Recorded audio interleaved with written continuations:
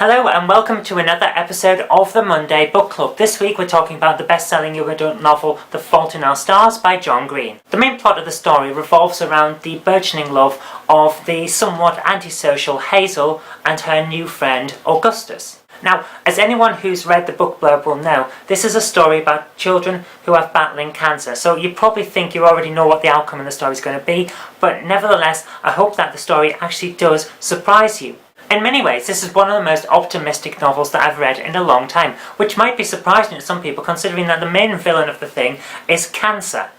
The love story itself is sweet without being saccharine, which is a great thing, especially considering the state of romance as a genre. Most of the characters feel real, which is very good. They're well-rounded, their personalities are distinct, and the reactions to the events that are going on in the story are well within the bounds of the personalities that have been established. Which unfortunately is something that's uncommon in the young adult genre, so it's good to see that it's well in place here. John Green really does know how to write, and write well. If there's one thing I'd say is a little bit grating at times about the book, is that Augustus sometimes comes across as the male version of the magic pixie dream girl, which is a trope that sometimes gets overused, especially in certain young adult novels and a lot in film and television. It's a bit annoying. Augustus is a little bit like that, so sometimes it grates. He has some dialogue that rounds him out as a person, he has some background that rounds him out as a person, but for the most part, out of the three main cast members, he is the one that's there really solely to drive the plot.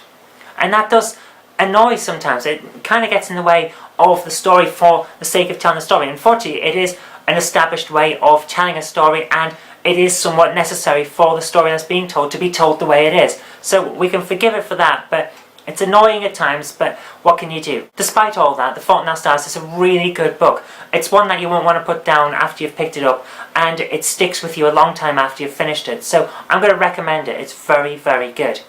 Okay, that's really all we've got time for this week for this story. So if you did like it and you've read it and you want to leave some comments, then go ahead, we'll have a debate in the comment section below. Next week we're going to be talking about American Gods by Neil Gaiman, and if you've read that one and want to leave some comments, put them in the comment bar below and we'll talk about that next week as well. But anyway, that really is all I've got time for this week, so thank you very much for watching. If you did like this, remember to click a like button, share it with your friends so that they know a good book when they see it, and do subscribe for future videos because there will be more in the future. But until next time, I've been Kirk-Robinson.